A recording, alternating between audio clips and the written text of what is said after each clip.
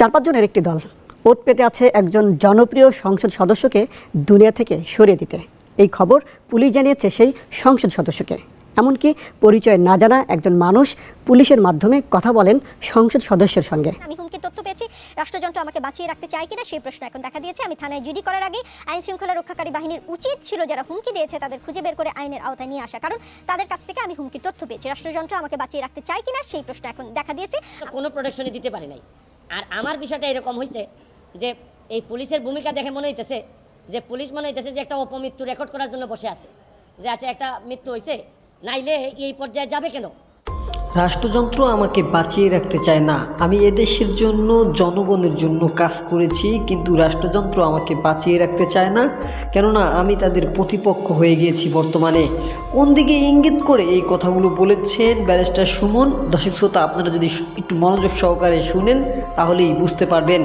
আসলে বর্তমান সরকারের সমালোচনা বা আলোচনার কেন্দ্রবিন্দুতে যখন ব্যারিস্টার সুমন, তখনই তার উপরে আঘাত। জানতে হলে নাটেনে সম্পূর্ণ ভিডিওটি দেখতে থাকেন কি হতে যাচ্ছে সামনে, এবং আমাদের চ্যানেলটিকে নতুন দর্শক হয়ে থাকলে অবশ্যই সাবস্ক্রাইব করে আমাদের সঙ্গেই থাকবেন।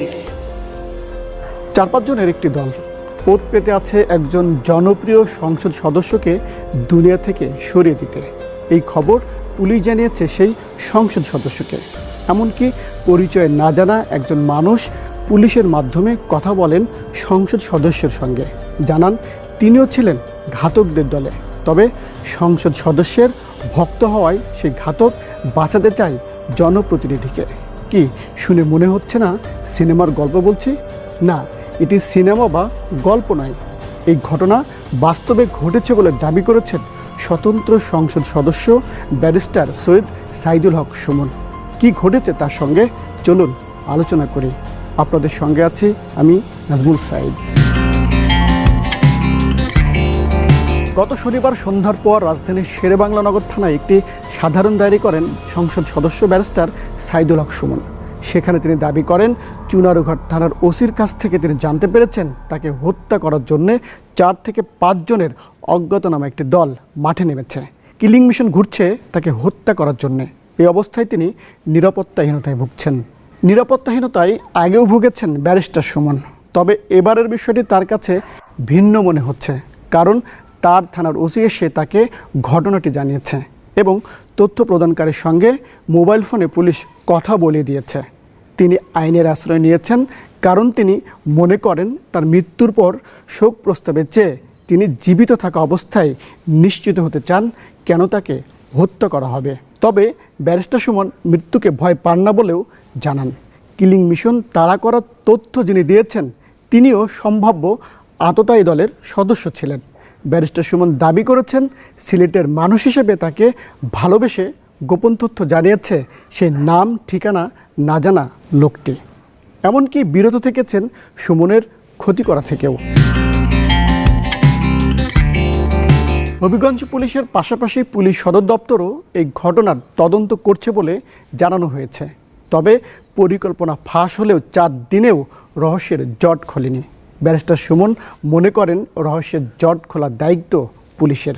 তার জীবন হুমকিতে আছে এই তথ্য তিনি পুলিশের কাছে পেয়েছেন উল্লেখ করে তিনি জানান পুলিশের উচিত তদন্ত করে এর সত্যতা নিশ্চিত করা।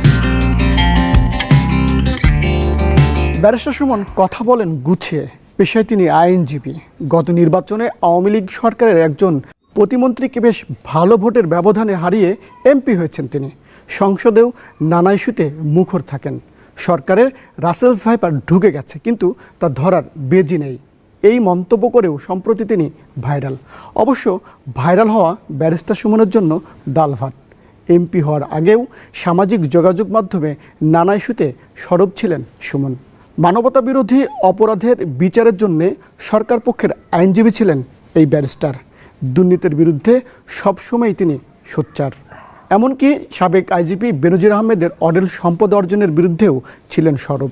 কথা বলেছেন কর কর্মকর্তা মতিউরকে নিয়েও। দুর্নীতিবাজদের নিয়ে সংসদে কথা বলেছেন, এমনকি প্রধানমন্ত্রী ও স্পিকারের সামনেও। ফেসবুক লাইভ, সমাজসেবা, রাজনীতি, আইন পেশা, ফুটবল খেলা, ব্রিজ বানানো, নানা বিষয়ে ব্যারিস্টার সুমন নানা সময়ে চলে এসেছেন আলোচনার সামনের কাতারে। কোন কাজে, কোন কথায় এমন শত্রু তৈরি করলেন সুমন? যারা কিলিং মিশনে মাঠে নেমেছে তা ভেবে পান না সুমন নিজেও। এমনকি এ বিষয়ে পুলিশের কোনো ধারণাও জানাতে পারেনি গণমাধ্যম। শাদাব আকবর চৌধুরী হত্যার হুমকি পেয়েছেন হবিগঞ্জ 4 আসনের স্বতন্ত্র সংসদ সদস্য ও সুপ্রিম কোর্টের আইনজীবী ব্যারিস্টার সৈয়দ সাইদুল হক সুমন। এ সম্পর্কে তিনি বলেছেন, আমি হুমকির তথ্য পেয়েছি, রাষ্ট্রযন্ত্র আমাকে বাঁচিয়ে রাখতে চায় কিনা সেই প্রশ্ন এখন দেখা দিয়েছে। আমি থানায় জিডি করার আগে আইন শৃঙ্খলা রক্ষাকারী বাহিনীর উচিত ছিল যারা হুমকি দিয়েছে তাদের খুঁজে বের করে আইনের আওতায় নিয়ে আসা, কারণ তাদের কাছ থেকে আমি হুমকির তথ্য পেয়েছি। রাষ্ট্রযন্ত্র আমাকে বাঁচিয়ে রাখতে চায় কিনা সেই প্রশ্ন এখন দেখা দিয়েছে। আমার জীবনের নিরাপত্তা চেয়ে জিডি করেছি, এখন দায়িত্ব আইন শৃঙ্খলা বাহিনীর। একজন তো দেশের বাইরে গিয়ে খুন হলেন, আরেকজন বলছেন তিনি আসলে কনফিউজ, রাষ্ট্রযন্ত্র তাকে বাঁচিয়ে রাখতে চায় কিনা। আপনি নিরাপদে আছেন? আপনাদের এমপিরা কোনো সমস্যার মধ্যে পড়ছে? আমি কোনো সময় থেকে নিরাপদে আছি, বিপদে আসতেও কোনো সময় লাগে না। রাস্তায় যে এখন যদি রাজপথে একটা কোনো কিছু হয় বা বিরোধী দল বলেন বা কোনো শক্তি আমাকে কিছু করে, সেটা করতেই পারে। বিরোধী দলকে আমি বলছি কথা যে নিরাপদ আছি আমি। আর এই যেই ব্যক্তির কথা বললেন, উনি যদি কেউ তাকে করে থাকে তাহলে সেটা স্পেসিফিক সে একটা জিডি করবে বা তারপরে সেটা নিয়ে তখন চলবে। উনি যেই কথাগুলো বলছেন আমি যেটা বুঝি যে ইদানিং উনি অনেক কথা বলেন চিপ পপুলারিটি নেওয়ার জন্য যা বলার বলেন, এবং ওই এইসব বললে বেশি চলে, এবং ইউটিউবে ওই যে পয়সা আবার পায়, তো ওইটাই তার মেইন ইনকাম। এবং এটা বললে হয় দেখা যাবে ইউটিউবে আবার আপনার বেড়ে গেল অনেক তার সেটার জন্যই হয়তো এই কথাগুলো বলছেন। এত কথা কেন বললে আমি জানি না। তিনি দুর্নীতির বিরুদ্ধে বেশি কথা বলেন, সেটাই কি? না, দুর্নীতির বিরুদ্ধে অবশ্যই বলুক। আমি যে দুর্নীতির বিরুদ্ধে কথা বলবে সে যেই দলের হোক, আমি তার সাথে আছি, সেটাতে কোনো সন্দেহ নাই। কারণ আমি কোনো অন্যায়ের সাথে থাকবো না, কারণ আমরা যে রাজনৈতিক ঐতিহ্য নিয়ে আছি, আমরা অন্যায়কে প্রশ্রয় দিতে পারি না। কিন্তু ওনার কথা হলে উনি দুর্নীতি নিয়ে কথা বলেন, আমি ওনার সাথে আছি। কিন্তু যেই কথাগুলো উনি এটাকে নিয়ে বললেন, মনে হলে যেই বিষয়টা সেটাকে অনেক কথা একবারে বলে ফেললেন। এত কথা বলার সময় হয়নি। আগে জিডি করেন, তারপর দেখেন কি হয় এবং কে আপনাকে এই হত্যার হুমকি দিয়েছে সেই কথাটা আপনি বলেন, তারপর দেখেন যে আস্তে আস্তে কি হয়। হঠাৎ করে এত কথা বলার, উনি অনেক জায়গায় অনেক কথা মনে হচ্ছে বেশি বলে ফেলছেন। কথা বললে তো মরে যাওয়ার আগেই বলতে হবে, তাই তো? না, এমন যদি এরকমই হতো যে কথা বলতে বলতে সব মরে যেত, আমরা যা দেখছি টেলিভিশনে যেভাবে জনগণের সাথে কথা হচ্ছে, গণতন্ত্র কি পরিমাণে আছে সেটা কিন্তু এই টক শোই প্রমাণ করে।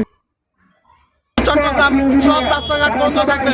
আজকের এই স্বল্প সময়ের যতটুক মানুষ হয়েছে, এটাতে আপনারা একটা ধারণা পাচ্ছেন। যদি ভিতরে আইনি ব্যবস্থা না নেওয়া হয় তাহলে এটা বড় আকার, বিশাল আকারে পরিণত হবে এবং রাস্তাঘাট সবকিছু বন্ধ থাকবে। এই বলে আমার সংক্ষিপ্ত বক্তব্য শেষ করছি। জয় বাংলা, জয় বঙ্গবন্ধু। বিশ্বসমনকে হুমকি দেওয়া হয়েছে, এ বিষয়ে আপনি কি বলবেন? যে আমরা ইতিমধ্যে ফেসবুকের কল্যাণে জানতে পেরেছি যে আমাদের মাননীয় সংসদ সদস্য মাধবপুর চুনারঘাটের রত্ন, তিনি ইতিমধ্যে সারা বাংলাদেশের বিপুল ভোটের মাধ্যমে, ব্যালট বিপ্লবের মাধ্যমে মাননীয় সংসদ সদস্য হয়েছেন। একজন পাবলিক ফিগার হিসেবে এবং একজন মাননীয় সংসদ সদস্য হিসেবে আমি রাষ্ট্রের কাছে আবেদন করছি ওনার যেন সর্বোচ্চ নিরাপত্তা দেওয়া হয় এবং একজন সংসদ সদস্যকে একজন অফিসার ইনচার্জের মাধ্যমে, চুনারঘাট উপজেলার অফিসার ইনচার্জের মাধ্যমে যে হত্যাকাণ্ডের অভিযুক্ত এসেছে, যারা ইতিমধ্যে 3-4 জনের, আমরা শুনলাম 3-4 জনের গ্রুপ এখানে জড়িত। এটার পেছনে আমার মনে হয় যে আন্ডারগ্রাউন্ড